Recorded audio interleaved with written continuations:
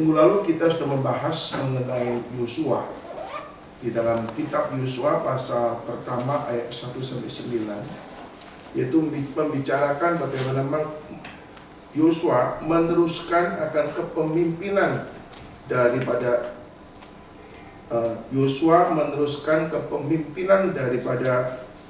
Musa.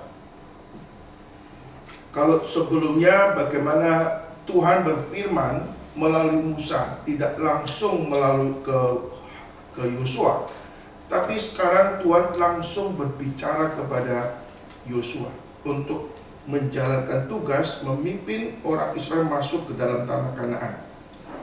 Mari kita membuka di dalam Yosua pasal yang ke-1, kita melanjutkan ayat yang ke-10 sampai dengan ayat yang ke-18. Lalu Yosua memberi perintah kepada pengatur pasukan bangsa itu, katanya, jalanilah seluruh perkemahan dan perintahkanlah kepada bangsa itu demikian, sediakanlah bekalmu, sebab dalam 3 hari kamu akan menyeberangi sungai Yordan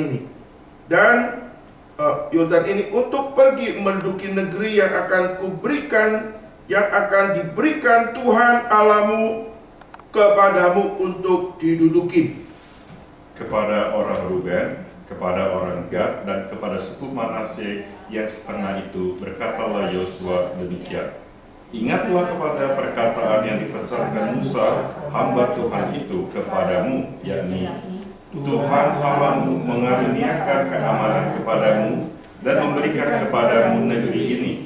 Perempuan-perempuan dan anak-anak di antara kamu dan ternakmu boleh tinggal di negeri yang diberikan Musa kepadamu di seberang sungai Yordan. Tetapi kamu semua pahlawannya gagah perkasa haruslah menyeberang di depan saudara-saudaramu dengan bersenjata dan haruslah menolong mereka. Sampailah Tuhan mengaruniakan keamanan kepada saudara-saudaramu seperti kepada kamu juga, dan mereka menduduki negeri yang akan kuberikan kepada mereka oleh Tuhan Allahmu. Kemudian bolehlah kamu pulang kembali ke negerimu sendiri dan menduduki negeri yang diberikan Musa hamba Tuhan itu kepadamu di seberang sungai Yordan di sebelah matahari terbit. Lalu mereka menjawab Yosua, katanya, segala yang kau perintahkan kepada kami akan kami lakukan, dan kemanapun kami akan kau suruh, kami akan pergi. Sama seperti kami mendengarkan perintah Musa, demikianlah kami akan mendengarkan perintahmu.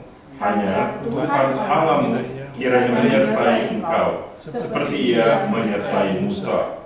Setiap orang yang menentang perintahmu dan tidak mendengarkan perkataanmu, apapun yang kau perintahkan kepadanya, dia akan dihukum mati. Hanya kuatkan dan teduhkanlah hatimu. Saudara yang dikasihi Tuhan Yesus Kristus, ini adalah pertama kali Yosua menjalankan kepemimpinan, memimpin bangsa Israel untuk masuk ke dalam tanah Kanaan. Kita melihat bahwa setelah Allah berfirman kepada Yosua, Allah memberikan perintah, memberikan janji, dan juga memberikan beberapa petunjuk persyarat bagaimana Yosua melaksanakan kehendak Tuhan dalam kehidupannya. Yosua tidak menunda, tapi segera melaksanakan apa yang diperintahkan Tuhan. Nah, ini sikap yang sangat bagus sekali. Ya. Ada perintah, ada janji, ada perjanjian Tuhan kepada Yosua. Yosua segera melaksanakan. Nah, pelaksanaan didasarkan karena dia itu beriman kepada Tuhan. Dia bukan sekedar melaksanakan, dia mengerti apa yang harus dikerjakan. Dan dia yakin juga apa yang diperintahkan Tuhan itu dapat disandang. Ini beberapa hal yang penting sekali saya ingin sampaikan. Bagaimana Yosua waktu mendengar firman, dia mengerti apa yang diperintahkan Tuhan. Dia menangkap apa yang Tuhan mau.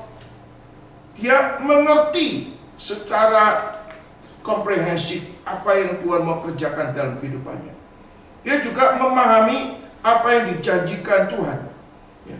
Tuhan menjanjikan bagaimana setiap tempat yang diinjak oleh kaki Yosua akan diberikan kepada Yosua. Bahkan Allah memberikan suatu pedoman. Jangan menyimpang ke kanan atau ke kiri. Bertindaklah hati-hati melalui hukum yang kuberikan kepada hamba Musa. Dengan demikian engkau akan beruntung, engkau berhasil. Saudara, waktu kita mendengar firman, Allah yang berfirman, kita perlu memahami dengan tepat. Waktu kita memahami dengan tepat dan benar, maka dari firman itu menimbulkan iman. Kalau di dalam pengertian sudah di dalam iman yang sejati, itu memiliki minimal 3 unsur.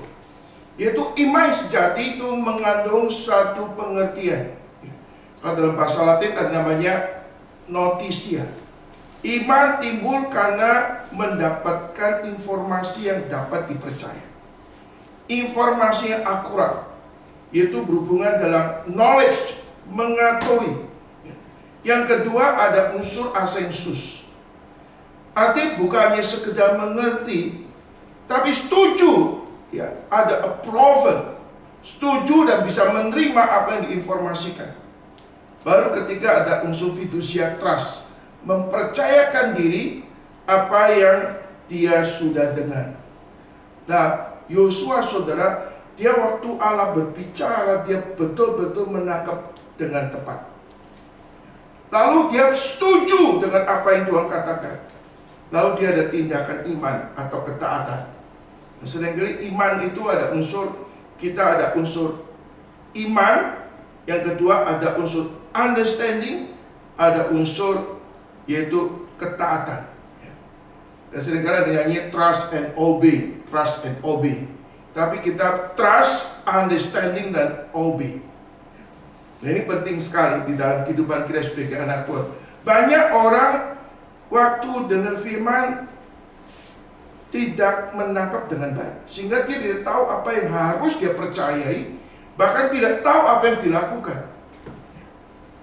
Kalau kita dapat instruksi, saya paling susah kadang-kadang kalau dapat instruksi daripada konforman, ya, itu apa regulasinya banyak, baru baca udah pusing, kadang mau nulis pun sudah rasanya tidak confident ya.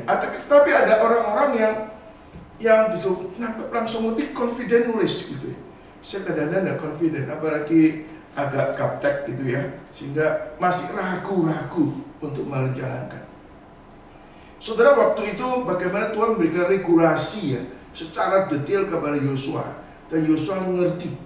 Dari ngerti itu dia yakin apa yang dijalankan. Kalau kita tidak ngerti, kita ragu-ragu, benar enggak ini? Ya kan? Ya, kita perlu mengerti, lalu kita dasar mengerti itu, kita setuju, kita beriman. Iman tanpa perbuatan mati. Dan Yosua, dia mengerti dan beriman kepada Tuhan. Saudara, kita melihat pada waktu Yosua beriman kepada Tuhan, maka di dalamnya saudara, dia percaya bahwa Allah itu adalah Allah yang dapat dipercaya. Dan kepercayaan ini bukannya sekedar kepercayaan biasa, kepercayaan yang sudah diuji. Ada pengalaman di mana Yosua itu sudah melihat kesetiaan Tuhan terhadap apa yang dijanjikan. Khususnya waktu Yosua selama 40 tahun itu ikut Musa. Dia bukannya mengenal Tuhan secara kognitif, secara teori. Tapi selama 40 tahun dia menyaksikan Allah yang hidup itu bekerja di dalam kehidupan daripada Musa. Jadi imannya bukan sekedar suatu teori atau pengatur akademik saja, tapi ada suatu pengalaman dia menyaksikan Allah bekerja, khususnya di dalam kehidupan Musa. Saudara, perlu ada keseimbangannya. Kadang ada orang memahami pengetahuan firman Tuhan secara akademik, hanya mengetahui melalui library, melalui buku, tapi dalam pengalaman itu begitu miskin pengalaman dengan Tuhan. Tapi ada orang-orang yang mereka kaya dengan pengalaman rohani, tanda kutip, tapi tanpa landasan teologi atau pemahaman firman yang benar. Ini dua aspek ini. Nah, di dalam gerakan reform, Berkata Patong sering mengatakan, kita bukannya sekedar menekankan akademik, tapi pengalaman yang hidup bersama dengan Tuhan. Dan Yosua, saudara, dia percaya kepada Tuhan, bukan sekedar dapat informasi lalu dia percaya dan taat, saudara. Tapi ada 40 tahun dia bisa belajar daripada Musa. Allah berbicara kepada Musa, dan apa yang dikatakan Tuhan itu amin. Dan Musa boleh mengalami bagaimana Tuhan itu setia dengan apa yang dikatakan, saudara. Jadi saudara, ini ada suatu kejadian di mana Yosua bisa langsung berespon. Itu bukan kejadian pada waktu itu saja, tapi sebelum 40 tahun itu menjadi suatu pengalaman rohani bersama dengan Tuhan. Dan saudara, kita melihat pada waktu Allah berbicara kepada Yosua, Allah itu berfirman kepada Yosua, berkata-kata langsung pada Yosua. Dan di dalamnya juga ada suatu janji Tuhan. Nah, janji Tuhan, perintah dan janji Tuhan itu seringkali dipakai secara berurutan dan simultan. Allah memberikan perintah sekaligus Allah itu memberikan janji. Allah memberikan janji, sebelumnya Allah memberikan perintah. Saudara, pada waktu Allah memberikan janji, contohnya Tuhan mengatakan, setiap tempat yang diinjak oleh kamu akan kuberikan kepadamu. Ini perkataan Tuhan sendiri. Artinya saudara, waktu kita mempercayakan diri kepada janji Tuhan, maka kita yakin bahwa Allah sanggup menggenapi apa yang dijanjikan. Saudara, pada waktu seseorang berjanji, kadang-kadang janjinya itu nggak jujur. Ya. Ini janji nggak jujur.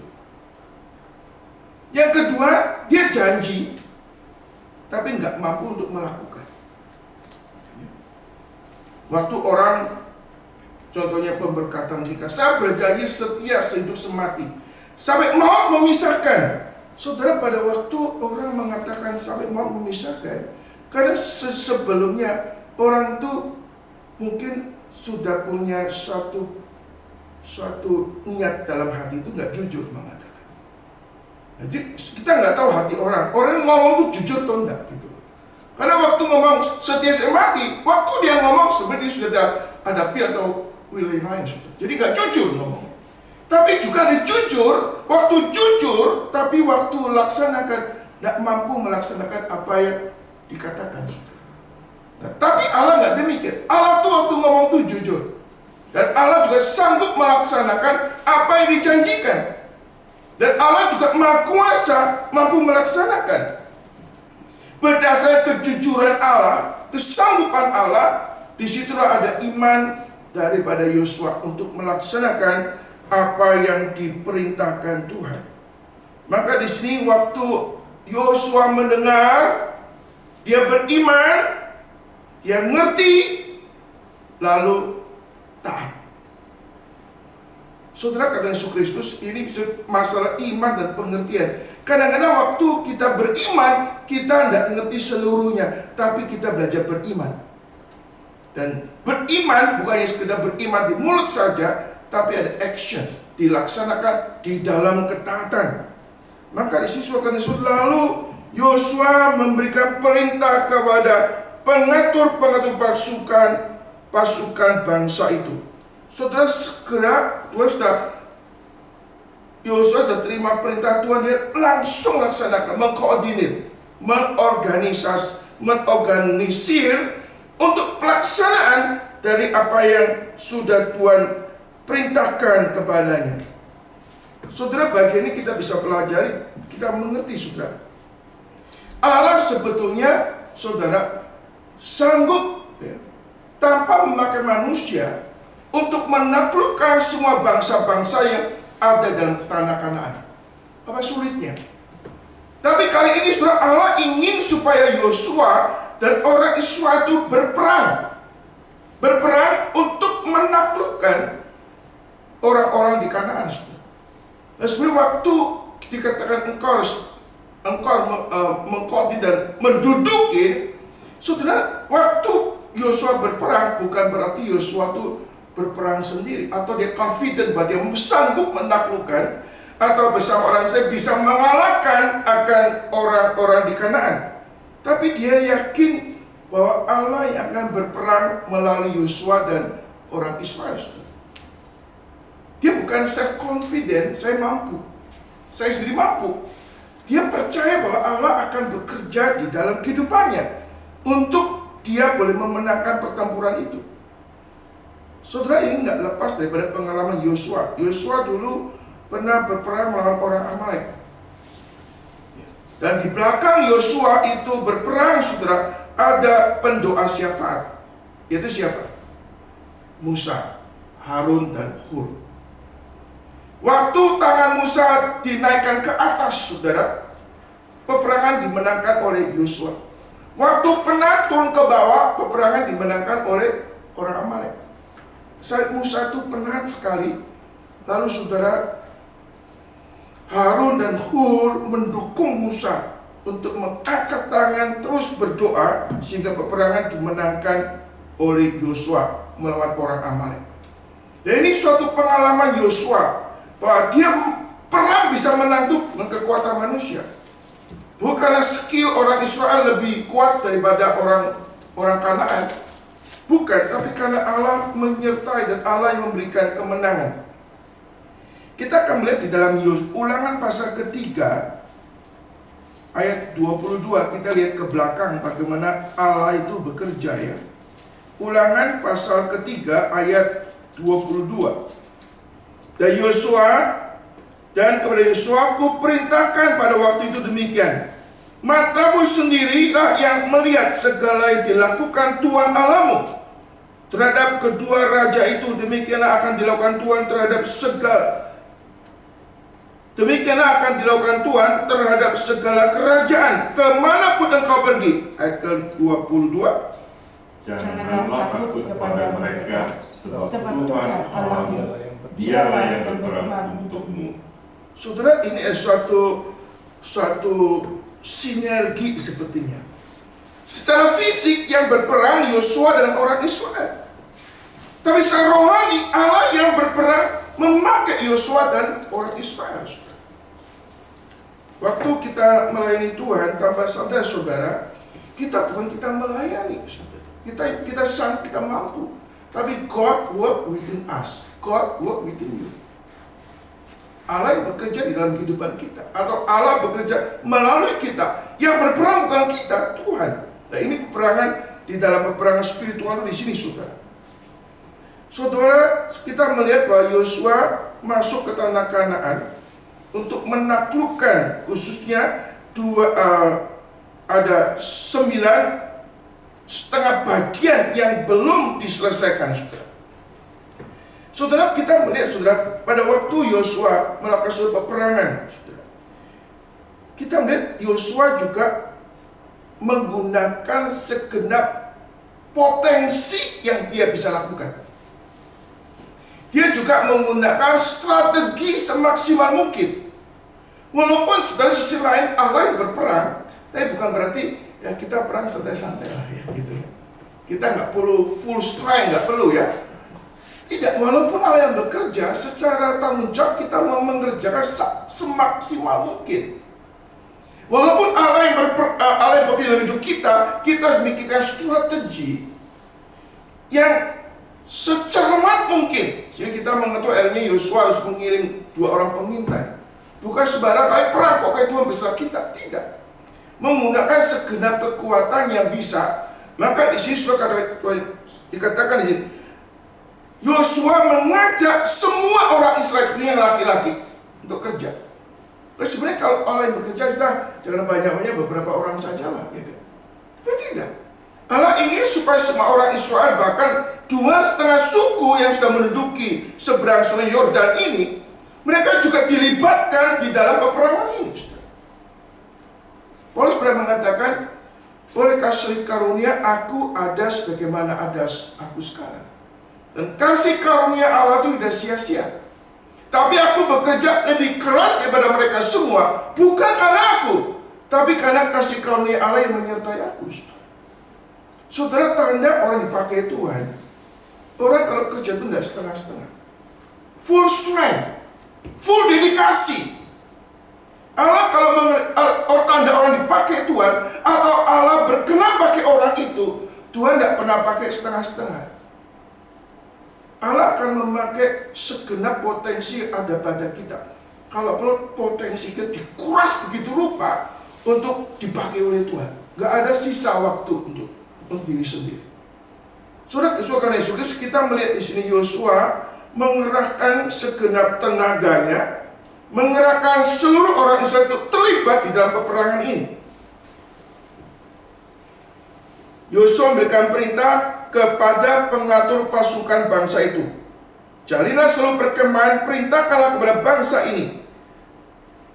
Demikian, sediakanlah bekal, sebab dalam 3 hari kamu akan menyeberangi sungai Yordan ini, dan untuk menduduki negeri yang akan kuberikan Tuhan Allahmu untuk diduduki. Saudara, kita akan melihat sekilas relasinya dengan hidup kita hari ini, saudara. Saudara, kalau kita melihat di sini bahwa Yosua bersama orang Israel dan pasukan-pasukan orang Israel ini, mereka berperang secara fisikal. Secara fisikal. Mereka betul-betul pakai senjata untuk berperang. Nah, seperti dalam hidup kita sebagai orang Kristen hari ini, kita, setiap orang Kristen sejati adalah orang yang sedang melakukan suatu peperangan rohani.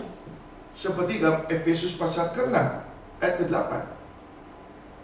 Kita, orang percaya adalah orang yang sedang di dalam peperangan rohani. Nah, peperangan rohani ini menyangkut bukannya fisikal, tapi secara rohani. Setiap hari hidup kita sebenarnya ada suatu spiritual war. Ya, baik kita melawan kedagingan kita atau melawan pencobaan-pencobaan dalam dunia ini. Nah, kita jangan lengah akan hal ini. Setiap orang sejati, kita perlu sadar kita sedang di dalam peperangan rohani. Kita rohani itu kita tidak punya kekuatan dari diri sendiri. Kita perlu kekuatan Tuhan, perlu bijaksana Tuhan untuk memenangkan di dalam peperangan ini. Kalau kita nggak berjaga-jaga, kita nggak mengandalkan Tuhan, hampir dipastikan kita pasti gagal. Pasti kita akan dikalahkan oleh musuh kita. Iblis dengan antek-anteknya itu akan berusaha semaksimal mungkin untuk menyerang dan menjatuhkan. Dia seperti singa yang mengaum-ngaum mencari kawan, mencari lawan yang ditelannya. Sehingga Yesus pernah mengatakan pada murid-muridnya, berjaga-jagalah dan berdoalah supaya engkau jangan jatuh ke dalam pencobaan. Kita sebagai anak Tuhan, kita sedang di dalam peperangan rohani. Cuma kita menyadari kita bukan berperang dengan kekuatan kita sendiri. Kita berperang dengan kekuatan daripada Tuhan. Kita dengan kekuatan dan pertolongan Tuhan, kita mau mengalahkan peperangan itu. Yang kedua, saudara, kalau orang Israel berperang secara fisikal, itu berperang itu tidak sepanjang hidup di dalam peperangan terus. Kalau perang berhenti, perang lagi berhenti, itu ada waktu-waktu untuk perang. Tapi dalam kehidupan rohani kita, sebenarnya setiap hari kita di dalam peperangan rohani. Spiritual war. Jadi kita perlu berjaga-jaga dan berdoa, minta Tuhan memberi kekuatan rohani kepada kita. Saya kemarin ada kesempatan coba melihat beberapa YouTube yang saya coba lihat. Ada beberapa khotbah yang sangat mengingatkan saya sendiri, yaitu mengenai doa, saudara. Dikatakan di sini, saudara, khusus dalam Lukas pasal ke-18 ya. Kita harus selalu berdoa dan jangan tawar hati. Selalu berdoa, bukannya selalu berdoa saja, tapi berdoa dengan tidak tawar hati. Kalau dalam bahasa Indonesia, kamu berdoa jangan jemu-jemu. Ya. Tapi kalau saya kirim ke grup pengurus ya, jadi kita selalu berdoa dan berdoa dengan tidak tawar hati. Saudara, di dalam hidup kita kadang-kadang kita Doa kita sekarang tuh, doa itu ditawar, rasanya tuh gak ada passion, gak ada gairah, gak ada sesuatu yang kuat gitu untuk kita berharap dan kita merindukan Tuhan bekerja dalam kehidupan saudara dan saya. Maka dikatakan selalu always pray dan not lose heart, gak tawar hati. Saudara, dalam kehidupan kita sebagai anak Tuhan, kita peperangan rohani kita setiap hari. Salah satu senjata perang rohani kita yaitu firman dan doa. Sederhana, tapi hari yang sederhana ini menjadi kekuatan atau menjadi sarana anugerah untuk kita boleh mengalami kemenangan di dalam kehidupan kita sebagai anak-anak Tuhan. Berikutnya, saudara, kita melihat bahwa Yosua dikatakan di sini, saudara, ayat yang ke-11, jalanilah seluruh perkemahan itu dan perintahkan bangsa itu demikian, sediakanlah bekal selama 3 hari, kamu akan menyeberangi sungai Yordan ini untuk pergi menduduki negeri yang kuberikan, yang akan diberikan Tuhan Allahmu kepadamu untuk diduduki. Saudara, perhatikan di sini, saudara, bahwa mereka menyediakan bekal untuk 3 hari.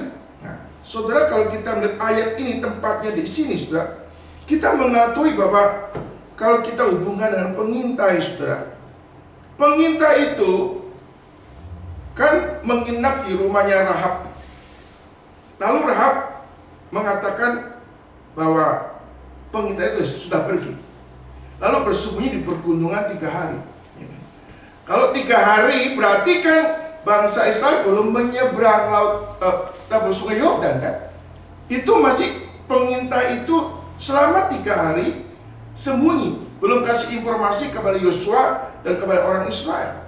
Sehingga kalimat ini, saudara, perintah untuk 3 hari ini, saudara, kalau kita ditaruh di tempat ini, saudara, rasanya sulit kita pahami, saudara. Ini baru ayat yang ke-10 dan 10-11. 3 hari berarti ya pengintai ini belum pulang, ya kan?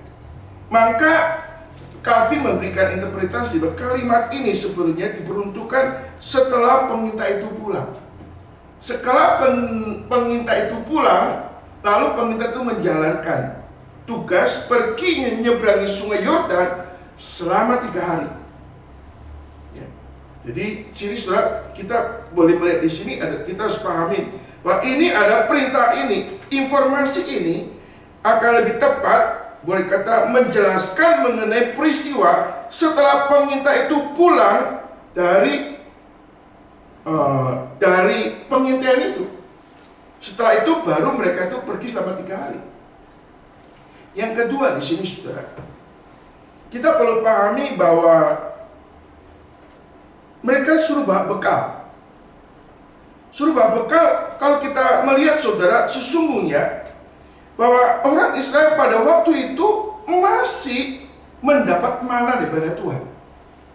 Masih dapat mana. Mana itu masih diberikan oleh Tuhan kepada orang Israel. Ya. Nah, mana itu berhenti di dalam Yosua pasal 5 ayat ke-12. Itu baru berhenti. Tapi di sini, saudara, Tuhan minta supaya mereka boleh mengumpulkan bekal selama 3 hari perjalanan menyeberangi Laut Teberau ini. Jadi, saudara, kadang-kadang Tuhan kasih perintah, ya, perintah untuk kita mengumpulkan, untuk melakukan sesuatu. Dan aspek lain kadang-kadang Tuhan setiap hari mencukupi. Tapi kali ini ada suatu perjalanan yang khusus, mereka harus bawa bekal, saudara. Coba kita lihat dalam Yosua pasal ke-5 ayat 12. Yosua 5 ayat 12 ya. Lalu berhentilah mana itu pada keesokan harinya setelah mereka makan hasil negeri itu. Jadi orang Israel tidak beroleh mana lagi. Tetapi dalam tahun itu mereka makan yang dihasilkan tanah Kanaan. Ya, jadi ini suatu masa transisi sebetulnya. Jadi mereka sudah boleh mengumpulkan bahan makanan karena pada waktu itu mereka sudah boleh bukan lagi di padang gurun, Tapi di wilayah yang sudah berpenduduk, di wilayah yang sudah ada tanaman, dan mereka bisa kumpulkan makanan, saudara. Ini proses transisi, ya. Mereka bisa mengumpulkan, mereka tidak makan mana seperti biasanya, tapi kali ini Tuhan perintahkan untuk kumpulkan mana, saudara. Di sini, saudara, kalau Yesus Kristus, kita melihat bahwa di dalam pimpinan Tuhan, setiap hidup kita ini ada pimpinan Tuhan yang khusus, ada exception dalam hidup kita. Untuk melakukan sesuatu, ada waktunya kita ini mengandalkan secara reguler apa yang Tuhan siapkan.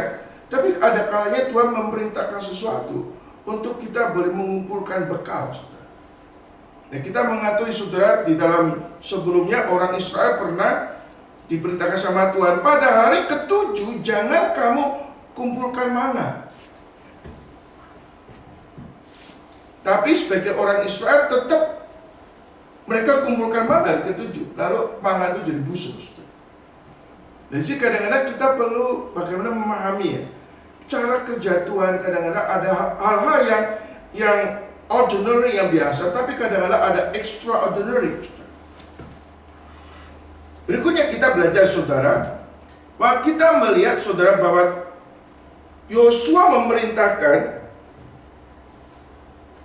ayat ke-12 kepada Ruben dan kepada Gad dan kepada setengah suku Manasye,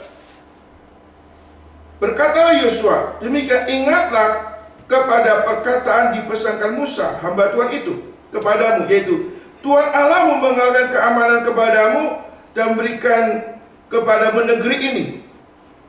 Perempuan-perempuan dan anak-anak di antara kamu dan ternakmu boleh tinggal di negeri ini yang diberikan Musa kepadamu di seberang sungai Yordan. Tetapi kamu semua pahlawan yang gagah perkasa haruslah menyeberang di depan saudara-saudaramu dan bersenjata, dan haruslah menolong mereka. Saudara, kita melihat bahwa Yosua ingin 3,5 suku ini, berkat 3,5 suku yang ada ini, yang sudah menduduki tempat di seberang sungai Yordan, mereka terlibat di dalam peperangan juga. Artinya ini mengajarkan bagaimana mereka tidak mementingkan diri sendiri. Mereka juga berjuang untuk kepentingan saudara yang lain, ya. Untuk kepentingan daripada suku-suku yang lain, saudara. Ini mengajarkan bagaimana di dalam kehidupan bersama kita tidak memperhatikan kepentingan sendiri, tapi kepentingan orang lain juga. Dan ini sebelumnya mereka sudah janji.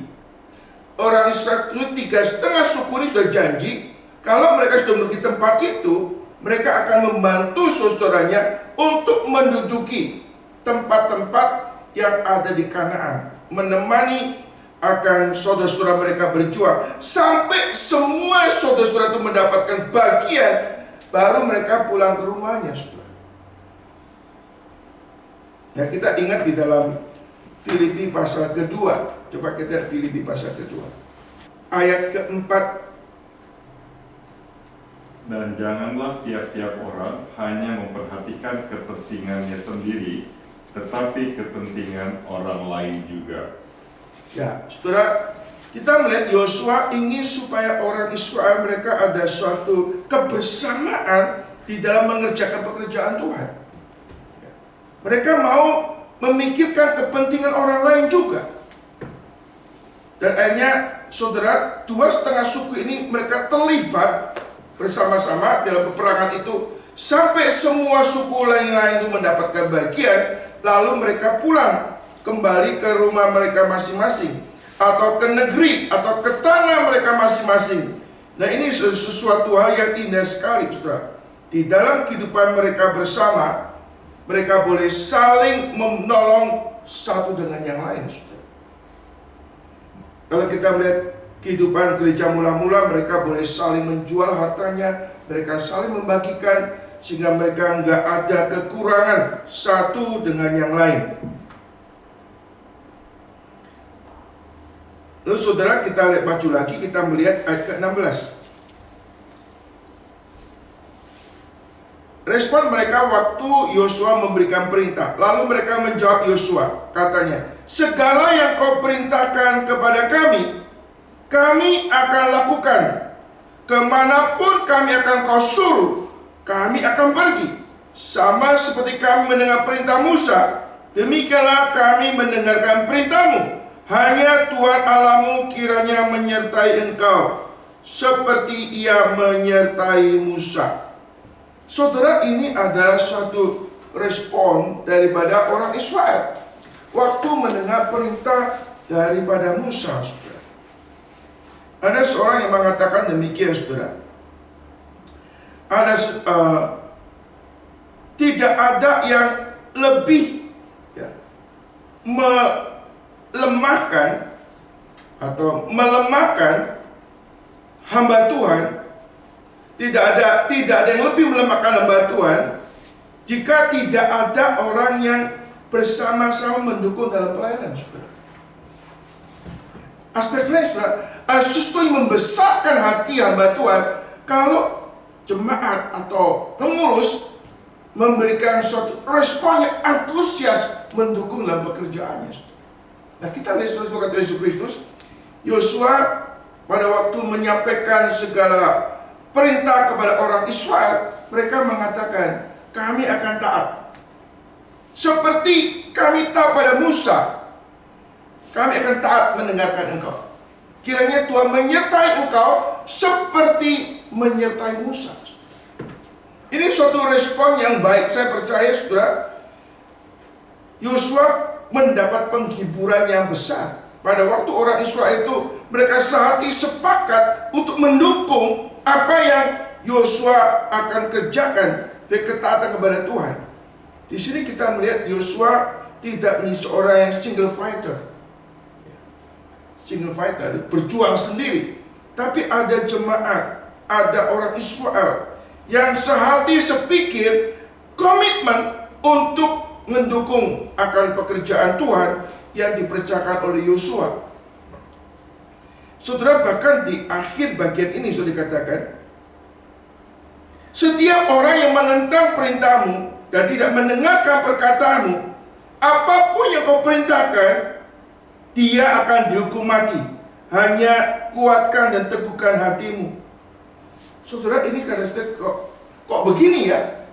Saudara, kasih Tuhan Yesus Kristus di sini menuansa di mana keseriusan kepada Tuhan itu keseriusan yang tanpa kompromi.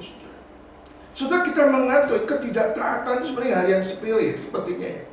Tapi bagi Tuhan itu hal yang serius. Kita mengatakan, saudara, ketidaktaatan itu berarti pemberontakan, perlawanan kepada Tuhan. Saudara, kita mengetahui 12 pengintai.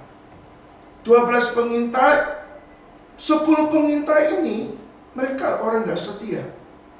Ya. Yang setia siapa? Yosua sama Kaleb. Artinya mereka sudah melihat mereka nggak percaya sama Tuhan dan mereka nggak mau melakukan apa yang Tuhan perintahkan. Lalu mereka memprovokasi yang lain, ya, sehingga orang lain berontak kepada Tuhan.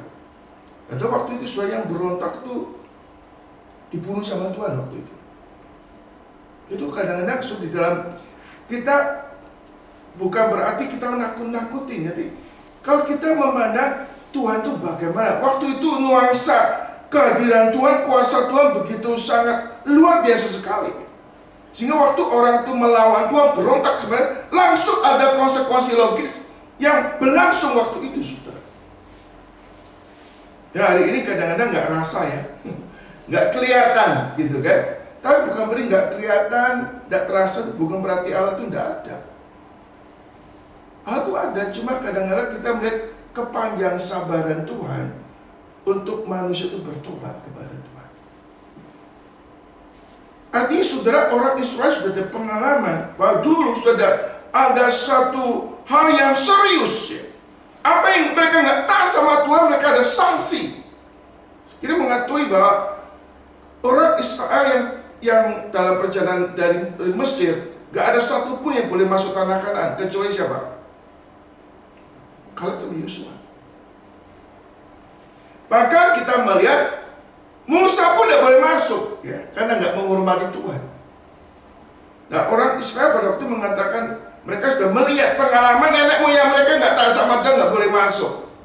Sehingga mereka katakan, mereka yang nggak mau dengar kamu, nggak mau menurut kamu, dihukum mati. Wah, ini rasanya nggak enak ya. Tapi saudara, ini firman Tuhan ya. Tuhan mengatakan kadang-kadang hal tertentu, kadang-kadang Allah ini orang Israel itu boleh kata menjadi orang yang militan gitu ya. Kamu harus turut seperti Musa menyertai, Tuhan menyertai Musa. Demikian kiranya Tuhan menyertai engkau. Nah, saya percaya respon orang Israel itu menjadikan hal itu berbesar hati. Saudara, dulu kan Yosua kan takut juga ya. Ini orang saya tegar tengkok ya, kepala batu gitu ya. Tapi sekarang kita melihat ada kehadiran Tuhan, penyertaan Tuhan yang membuat orang Israel itu obey, taat kepada Yosua sebagai seorang pemimpin, saudara. Saudara, yang berikutnya kita bisa belajar apa, saudara, bagian ini, saudara. Saudara, saya akan lanjutkan sedikit, saudara. Kita melihat bahwa Yosua waktu mempersiapkan orang Israel masuk Kanaan, berkata mereka disiapkan dan semua orang terlibat dalam peperangan, khususnya laki-laki. Termasuk 2,5 bagian, 2,5 suku yang sedang menduduki, mereka juga diminta terlibat. Artinya apa? Yosua melibatkan full team untuk melakukan peperangan rohani. Tapi suatu hari kita melihat, saudara, kita melihat waktu Yosua sebelum masuk tanah Kanaan, Yosua itu mengutus 2 orang pengintai, ya kan? 2 orang pengintai. Saudara, kali ini cuma 2. Kenapa 2, saudara? Dulu Musa mengirim berapa pengalamannya? 12. Tapi yang 10 mereka rohaninya tidak kompeten, saudara. Coba saya pikirkan, kita coba diskusi. Kenapa Yosua pilih 2, nggak pilih 12? Saya lihat Yosua belajar dari pengalaman sebelumnya, saudara. Ya, kalau ada kata ini terjadi, pengintai 12 orang, yang 10 memberikan kabar buruk. Wah, ini bahaya ya. Maka di sini Yosua pilih 2 orang. Pilih 2 orang yang betul-betul menyatakan kesetiaan rohanian yang matang untuk diutus masuk ke dalam tempat musuh, untuk menilai segala sesuatu yang terjadi, lalu melaporkan kepada Yosua supaya Yosua bisa mengatur strategi. Itu yang pertama. Yang kedua, saudara, boleh kata mata-mata ini, pengintai ini ada orang yang punya kedekatan dengan Tuhan, supaya apa yang mereka lihat, lalu mereka tuh memberikan penilaian sesuai dengan pikiran atau hati Tuhan. Tidak sembarang. Mereka, setiap orang pasti punya persepsi yang nggak sama, punya penilaian yang nggak sama. Orang yang makin dekat sama Tuhan, makin mengenal Tuhan, pasti punya perspektif yang berbeda, punya penilaian ketajaman yang berbeda, atau memiliki, saya pakai istilah spiritual discernment, ketajaman yang berbeda. Nah, spiritual maturity mempengaruhi spiritual discernment. Kebijakan orang menilai sesuatu, bahkan tidak mengambil keputusan sesuatu, sehingga boleh berikan keputusan yang sesuai dengan porsinya, atau sesuai yang terbaik untuk Tuhan. Saya coba pikirkan, ini saya bandingkan, saudara, dengan peristiwa ini, yaitu mengenai peristiwa bagaimana Gideon waktu mau berperang melawan orang Midian. Saudara pernah dengar cerita Gideon berperang sama orang Midian? Saudara, orang Midian, saudara, itu jumlahnya itu 130.000 banyak ya. Nah, orang Israel yang berperang waktu itu, saudara, itu 32.000. Nah, saudara pikirkan 32.000 sama 135.000, saudara, ini kan tidak seimbang kan? Berarti secara manusia orang Israel masih kekurangan orang untuk perang, itu kan? Tapi Tuhan mengatakan masih terlalu banyak, padahal masih kurang.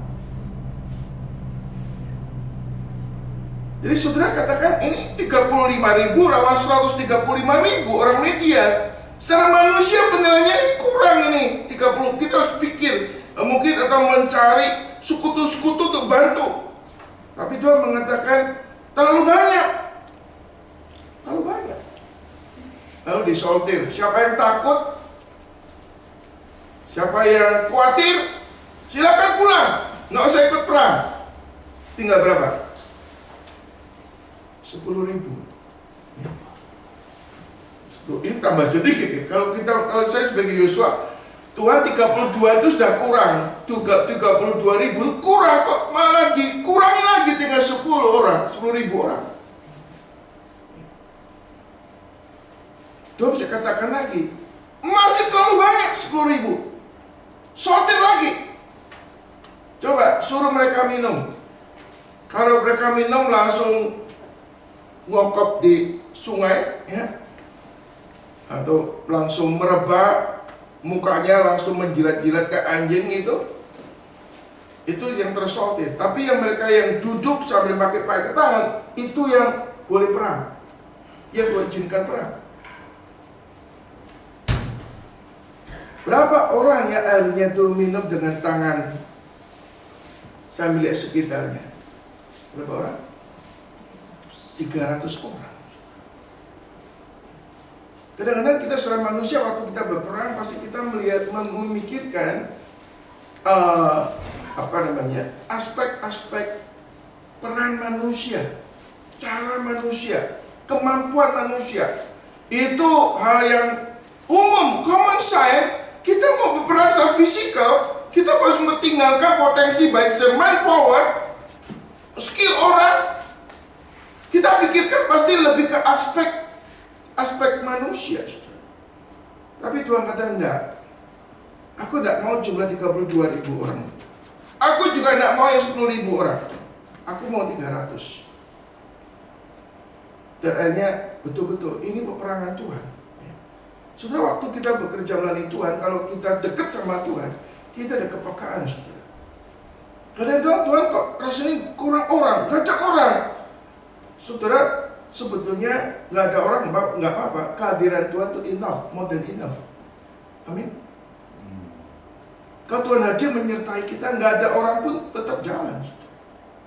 Memang lebih baik, lebih banyak orang yang punya hati, punya semangat, punya dedikasi hati, punya kesadaran, itu lebih bagus. Tapi kalau nggak ada, nggak apa-apa.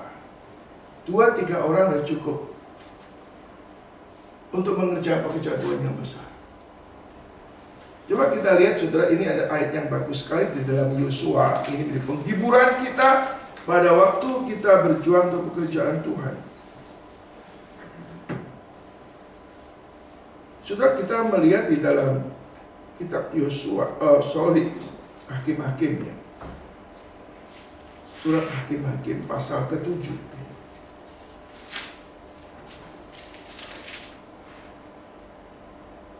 Hakim-Hakim pasal ke-7.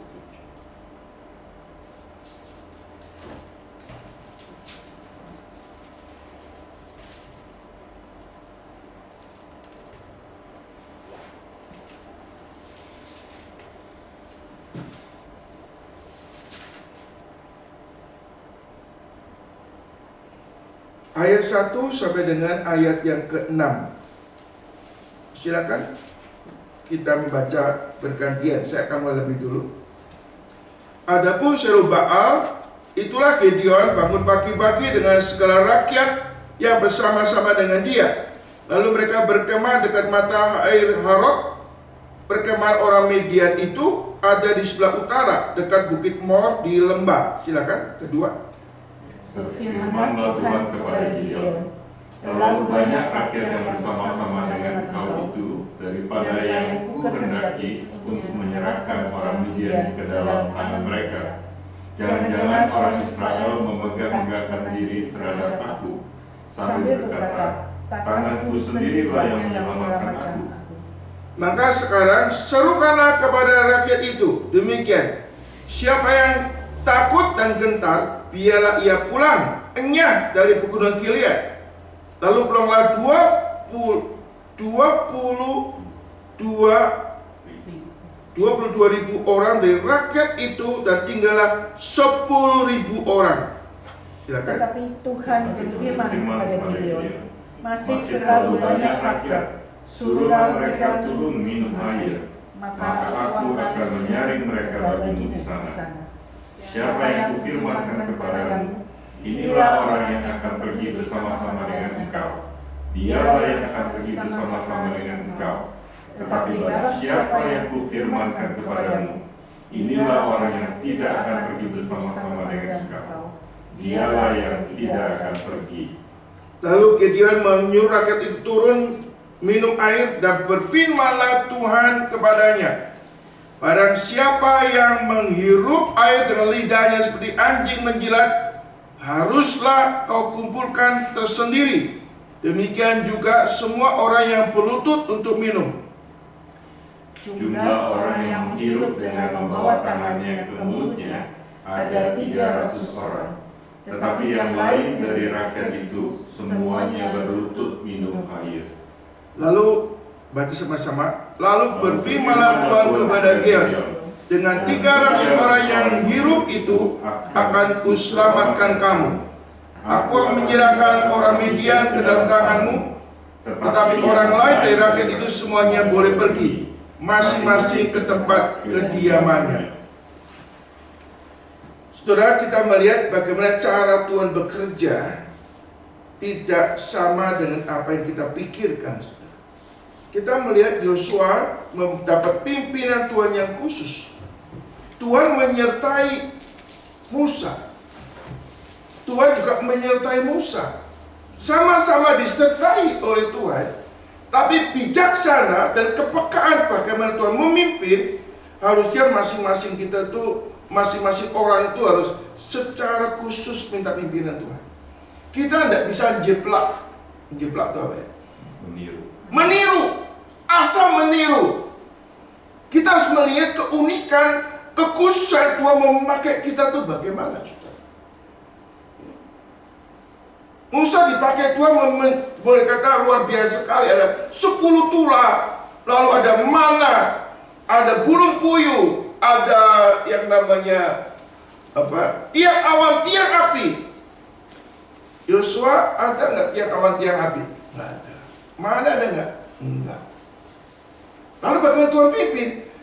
Tuhan pakai cara yang lain. Ada kemiripan, tapi ada bedanya. Tuhan bekerja dalam diri Musa, laut terbelah. Yosua juga dipakai Tuhan, sungai Yordan bisa terbelah. Cara Tuhan itu unik, mengalahkan Jericho dengan keliling. Siapa itu? Jericho Yosua. Pengalaman daripada Musa nggak ada keliling itu. Ada pengalaman doa tersendiri, saudara. Saudara, yang penting bagaimana Tuhan menyertai kita. Cara Tuhan memimpin kita masing-masing orang itu berbeda, saudara. Secara khusus bagi kita melihat hari ini, saudara, khususnya di dalam kehidupan Gideon, Tuhan memakai Gideon secara unik sekali. Demikian juga Tuhan memakai Yosua. Yosua mengerahkan segala tenaga yang dia bisa buat. Dia juga ada strategi, ngirim 2 orang pengintai. Pengintai yang saya percaya ini orang yang dekat dengan Yosua, orang yang dipercaya oleh Yosua, oleh jadi pengintai. Dan kita melihat Yosua akhirnya boleh memimpin orang Israel memasuki tanah Kanaan, dan yang nanti kita akan melihat, mempelajari dan seluruh kitab Yosua ini bagaimana Tuhan bekerja dalam kehidupan Yosua. Kita melihat waktu kita melihat seluruh kehidupan Yosua, kita melihat memang secara fisikal Yosua yang berperang. Orang Israel dilibatkan dalam peperangan, tapi yang perang sesungguhnya siapa? Tuhan sendiri, bukan Yosua, bukan orang Israel. Demikian juga gereja. Gereja yang paling penting kehadiran Tuhan. Tuhan memakai kita. Tugas kita taat kepada Tuhan. Adanya gereja karena Tuhan masih berkenan menyertai. Nah, cara Tuhan menyertai, cara Tuhan memakai, masing-masing orang itu boleh menikmati penyertaan pertolongan Tuhan secara berbeda. Kiranya firman Tuhan yang kita boleh renungkan hari ini saudara bisa memberikan kekuatan kepada kita. Ada beberapa kesimpulan. Yang pertama saudara, kita melihat bahwa waktu kita melayani Tuhan, melakukan kehendak Tuhan, itu ada suatu peperangan rohani. Nah, kita perlu mengandalkan Tuhan. Jangan mengandalkan kekuatan manusia, atau jangan mengandalkan diri sendiri. Karena Tuhan yang berperang untuk kita. Kalau Tuhan nggak berperang untuk kita, maka kita tidak bisa menyelesaikan peperangan. Kita tidak bisa memenangkan peperangan. Yang membuat kita menang, yang membuat kita bisa sukses berhasil, karena penyertaan Tuhan. Yang kedua, saudara, walaupun Allah itu bekerja, Allah yang berperang, tidak menghapus, mengurangi tanggung jawab manusia untuk kerja keras. Tidak menghapus dan mengurangi kita memikirkan strategi. Yang ketiga, waktu kita melakukan peperangan bagi Tuhan, saudara, kita melihat kita jangan mengandalkan orang yang banyak atau orang yang kuat. Kita mengandalkan Tuhan yang bekerja, saudara. Nah, saya percaya dengan prinsip-prinsip demikian, kita akan boleh mengalami kehadiran Tuhan dan campur tangan Tuhan.